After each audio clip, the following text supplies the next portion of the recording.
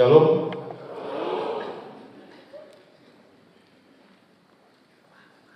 Yang terkasih, abang, kakak, rekan dan adik sekalian, keluarga besar Ikatan Alumni SMA Taruna Nusantara. Suatu kehormatan bagi saya berdiri di sini di acara ini, boleh berbagi tentang penyataan Tuhan dalam hidup saya selama 22 tahun melawan kanker darah leukemia. Terima kasih banyak kepada panitia yang telah memberi kesempatan ini. Kiranya kesaksian ini nantinya boleh menjadi kemuliaan bagi nama Tuhan dan menjadi berkat bagi kita semua. Sebelumnya saya ingin memperkenalkan diri. Nama saya Letkol Penerbang Deddy Putra Brahmana. Saya lahir di Medan 48 tahun yang lalu. Asli orang Karo, sama seperti Frans, Bea, Mika, sama Febrio mendatang. Satu kampung. Saya marga Sembiring Brahmana, alumni SMA Taruna Nusantara Angkatan keempat, Amarta, bersama dengan Pak Yos, Pak Rino, Henry, Roger, dan yang lain yang datang. Saat ini saya bertugas sebagai dosen di Sekolah Komando Kesatuan Angkatan Udara atau SEKAW di Halim. Jadi saya rumah dan kantor di Halim. Saya lulus dari SMP, kemudian melanjutkan ke SMA Taruna Nusantara. Setelah itu lulus SMA TN, melanjutkan ke AAU. Setelah itu ke Sekolah Penerbang. Dan penugasan pertama saya sebagai penerbang tempur di Malang, Abdurrahman Saleh Malang, sebagai penerbang Ovitan Pro. Jadi kondisi kesehatan saya dari kecil sampai dewasa tidak ada masalah, sehat-sehat aja karena saya melewati tes kesehatan di setiap level pendidikan maupun penugasan. Namun pada saat tahun 2004, saat saya berumur 26 tahun, masih pangkat anak 1, saya didiagnosis CML, chronic myeloid leukemia atau kanker darah yang diperoleh pada saat medical check-up rutin.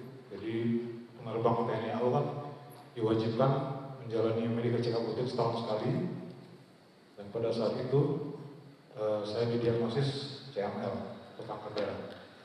Dan diagnosis ini diperkuat dengan pemeriksaan lanjutan di RSAU, Rumah Sakit Angkatan Udara S-Nawan Antariksa di Halim, kemudian RSPAD Gatot Subroto, dan di RSCM di Mangunkusumo. Saat itu saya sangat bingung, ya namanya masih umur 26 tahun, masih sangat muda, kemudian ini menghadapi situasi ataupun permasalahan yang baru. Bingung, kaget, ini harus ngapain, sebaiknya gimana, apa yang harus saya lakukan. Di saat kebingungan ini saya sangat bersyukur karena ada seorang senior yang mengenalkan saya dengan hamba Tuhan, dan hamba Tuhan ini memberikan saya satu firman Tuhan dari Mazmur 118 ayat 17 sampai 18 yang berisi, aku tidak akan mati tetapi hidup, dan aku akan menceritakan perbuatan-perbuatan Tuhan. Tuhan telah mengajar aku dengan keras, tetapi Ia tidak menyerahkan aku kepada maut. Saat itu saya berkatakan ayat ini terus di depan cermin sampai saya mengimaninya, sampai saya tidak perlu memperkatakannya lagi, dan sudah tertanam di dalam hati dan pikiran saya sampai saat ini. Dan ini, ayat ini tidak menyembuhkan saya, tapi menguatkan iman saya dari tahun 2004 sampai hari ini, selama 22 tahun. Mohon maaf kalau saya bicara agak sesak, karena memang ada masalah di paru-paru, tapi ini modal semangat aja, jadi saya akan terus menyampaikan kesaksian pada bangsa sekalian. Kemudian masalah berikutnya adalah biaya, karena dokter saat itu menyarankan tahun 2004, 22 tahun yang lalu, pengobatan yang recommended adalah ke luar negeri. yang di dalam negeri belum recommended menurut beliau gitu. Menurut beliau seperti itu. Jadi pada saat itu saya bingung seperti apa pengobatan di luar negeri harus kemana, kemudian biayanya seperti apa. Nah kebetulan dokter ini, dokter Teni Ahu di Rumah Sakit Halim, yang baru saya kenal di situ, tidak saya kenal sebelumnya, beliaulah yang menjadi perpanjangan tangan Tuhan untuk menjadi pembuka jalan.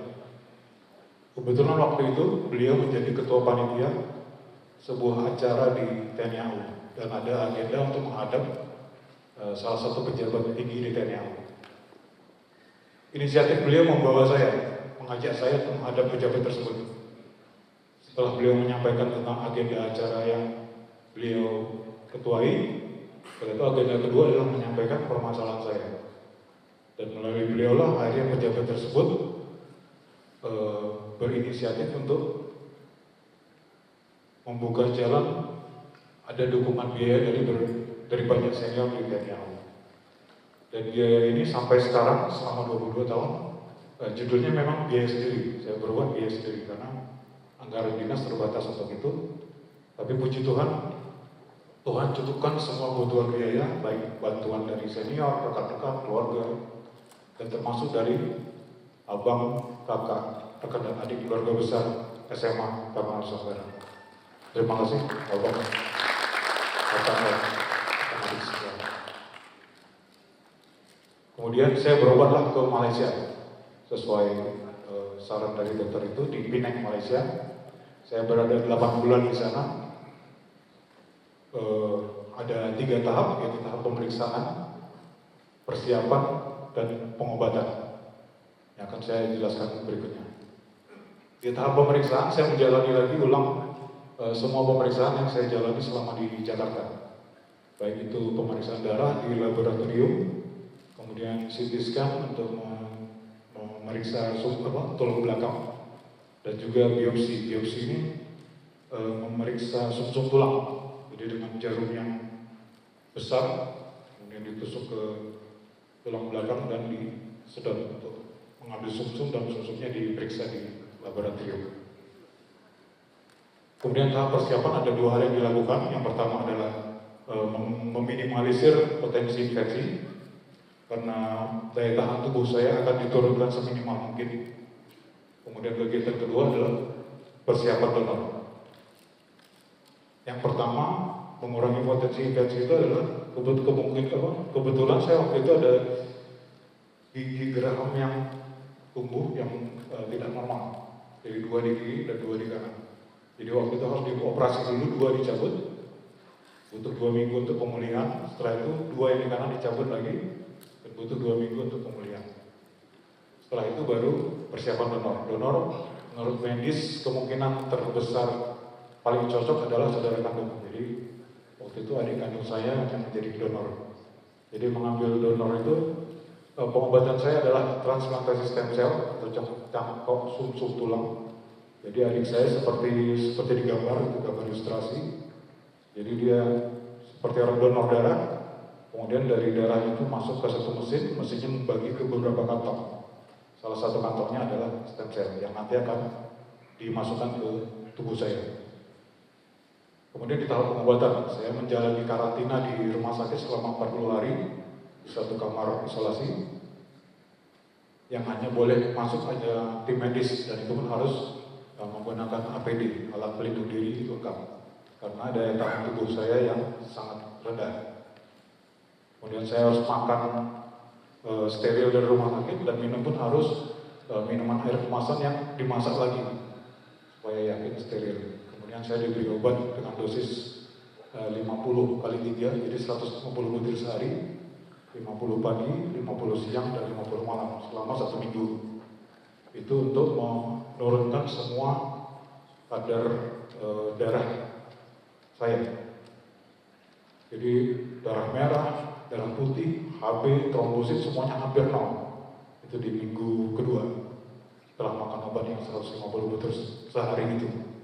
Nah, setelah semua kondisi darah hampir 0, dimasukkanlah stem cell yang baru, yang dari donor, dari adik kandung saya. Kemudian setelah masuk, selama sekitar 40 hari, puji Tuhan, tanggal 26 Desember 2004 itu pas tsunami pada saya. Disitulah saya Natal plus 1, disitulah hari karantina selesai.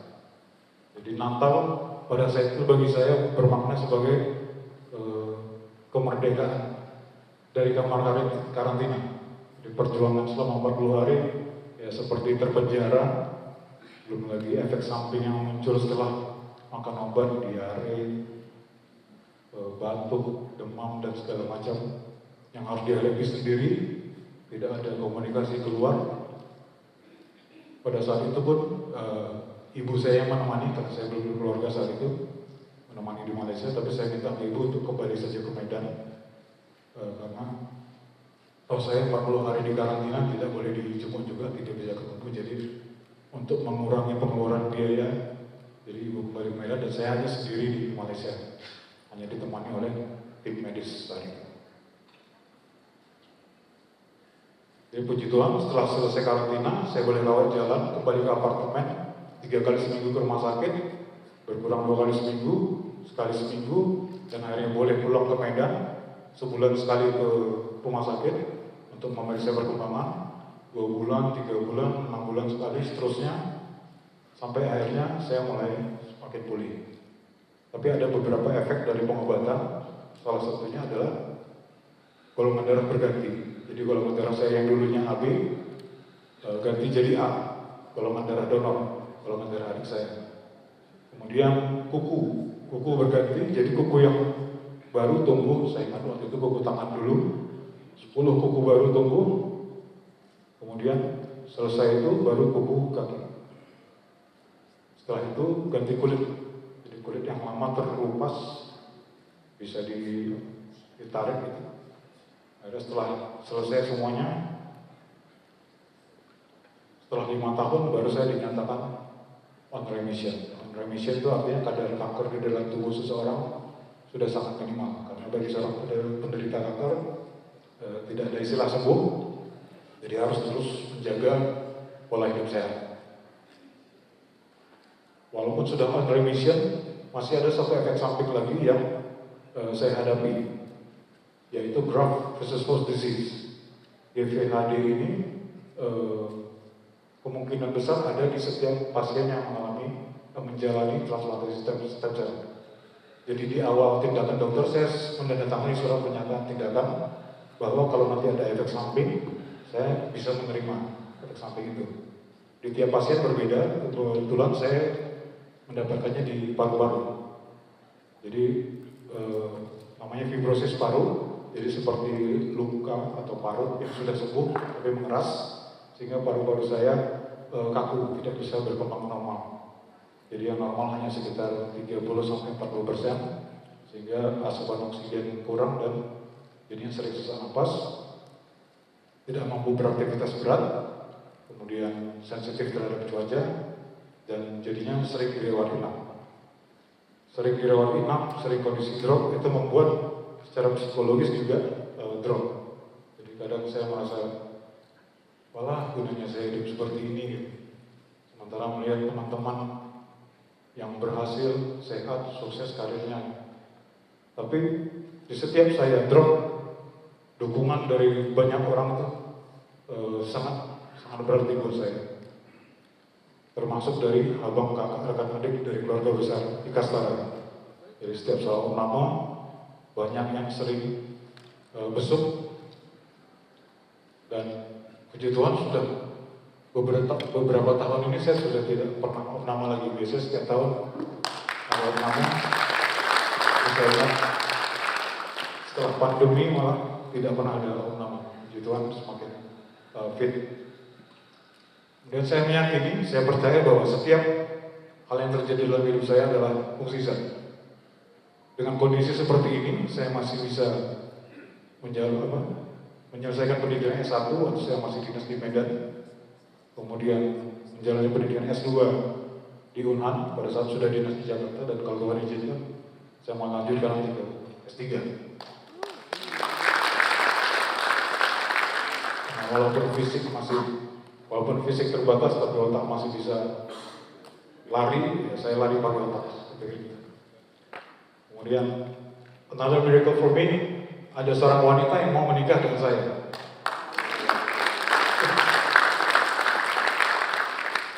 Jadi saya sakit mulai tahun 2004, saya mulai kenal istri saya ini di tahun 2012, dan akhirnya menikah di tahun 2013. Saya sempat tanya ke beliau gitu, setelah menikah, kenapa mau menerima saya? Sebelumnya kan saya sudah kenal beberapa wanita juga, namanya usaha ya. Biasanya dianya yang mundur, nggak bisa menerima, tapi orang tuanya bisa menerima. Ada juga yang dianya tidak, dianya terima, tapi mostly dua-duanya tidak mau terima. Ya, orang normal mana yang biasanya mau anaknya menikah dengan orang sakit? Tapi saya puji, saya bersyukur sekali, dan saya waktu itu nggak tahu kenapa yakin sekali pasti ada Tuhan sediakan wanita yang mau. Nggak tahu kenapa, mungkin tipikal anak saya yakin banget pasti ada. Nggak ketemu cari lagi, dan puji Tuhan ada yang mau menerima saya apa adanya, walaupun karir tidak senormal rekan-rekan lainnya, kecil kemungkinan mempunyai keturunan dan berbagai kekurangan lainnya. Selanjutnya saya masih terus mencari pengobatan yang terbaik, dan mulai tahun 2015 saya berobat ke Singapura. Pengobatan yang di Malaysia waktu itu sudah selesai, dokternya tidak ada bilang sudah selesai sih, tapi dari gesturnya dan segala macam saya berkesimpulan bahwa dokter ini menyampaikan secara tidak langsung tugas saya sudah selesai sampai di sini dan ilmu saya sudah hanya sampai di sini.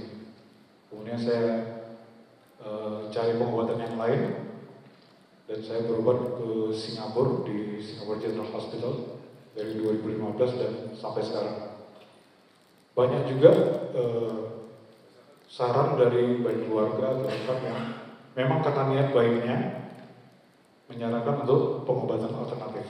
Biasalah, apalagi kita di orang Medan, bagus di sana, bagus di sini, tapi saya mengambil langkah untuk tidak mau, karena saya berprinsip lebih baik saya seperti ini terus sampai saya nanti waktunya dipanggil Tuhan, daripada saya sembuh karena pengobatan alternatif dan mendugakan Tuhan.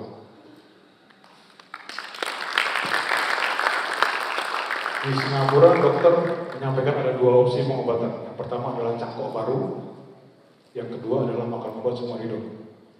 Tapi yang cangkok baru tidak recommended, karena saya sudah pernah cangkok darah dan ada efek samping. Jadi kalau saya cangkok lagi yang kedua, most likely akan ada efek samping yang lebih berbahaya. Jadi dokter menyarankan hanya ambil opsi kedua, yaitu makan obat seumur hidup. Dan ini pun sebenarnya tidak untuk menyembuhkan, tapi untuk menjaga supaya kerusakan paru tidak tambah cepat dan mengupayakan supaya kankernya tidak muncul lagi. Jadi ini obat rutin, ini obat untuk 6 bulan. Jadi setiap 6 bulan saya boleh bawa oleh-oleh dari dokter di Singapura obat sebanyak ini. Tapi puji Tuhan, 22 tahun makan obat, ginjal sampai hari ini aman. Jadi kalau ada stigma bahwa banyak makan obat ginjal yang bermasalah, terbantahkan. Yang penting minum air putih terus, pola hidup sehat, olahraga, dan juga menjaga pola pikir yang sehat. Bolak-balik ke rumah sakit dan juga makan obat yang jumlahnya tidak sedikit dan dalam waktu yang nggak tahu sampai kapan, itu adalah perjuangan tersendiri. Belum lagi kalau kondisi drop, pikiran negatif muncul. Tapi saya bersyukur karena pasien yang sama-sama berobat di dokter yang sama di Malaysia waktu itu, berobat di dokter yang sama di waktu yang hampir sama, jenis penyakit yang hampir sama. Hari ini tinggal saya yang masih hidup. Waktu itu saya ingat hanya sekitar 11 orang kami bersama-sama berobat ke dokter yang sama. Jadi saya harus sangat bersyukur karena masih diberi kesempatan Tuhan untuk bisa berdiri di tempat ini dan bisa berbagi ke abang kakak dan rekan adik sekalian. Jadi walaupun pengobatan ini tidak untuk menyembuhkan, jadi sebenarnya hanya untuk menunggu hari terakhir. Tapi setelah saya lihat ada rekan-rekan yang mendahului, walaupun tidak sakit lama seperti saya, jadi saya pikir sebenarnya kita semua sedang menunggu hari terakhir, karena kita tidak tahu kapan hari terakhir kita. Jadi ini musik itu adalah pengobatan alternatif buat saya, karena kebetulan saya passionnya musik, talenta yang Tuhan titipkan musik. Jadi saya selalu bermusik seperti firman Tuhan dalam Amsal 17 ayat 22, hati yang gembira adalah obat yang manjur. Musik membuat saya gembira dan saya bermain musik terus, sehingga dengan saya gembira hormon endorfinnya naik dan imunitas naik dan saya semakin sehat. Seperti Kak Rani hobinya lari, kalau saya hobinya musik. Dan saya terus mengupgrade kemampuan musik saya, kursus musik di sekolah musik di Jakarta pada saat saya dinas di Jakarta. Dan puji Tuhan pada tahun 2018 malah bisa berprestasi tingkat nasional di 2018. Walaupun memang hanya tingkat sekolah musik, saingannya juga SMP. Jadi tingkat nasional saya juara 3, tapi juara 2-nya anak SMA, juara 1-nya anak SMP. Jadi di sekolah musik itu saya mungkin siswa tertua. Lebih tua dari gue. Tapi itu menjadi obat bagi saya, dan skill musik yang saya upgrade itu saya pergunakan untuk pelayanan baik di kantor, di gereja maupun di komunitas. Dan nanti saya akan bermain piano satu lagu untuk menghibur abang kakak dan rekan sekalian. Jadi saya dulu adalah seorang penerbang tempur. I was once a pilot. Sekarang saya tidak terbang lagi, tapi saya tetap seorang fighter, pejuang hidup.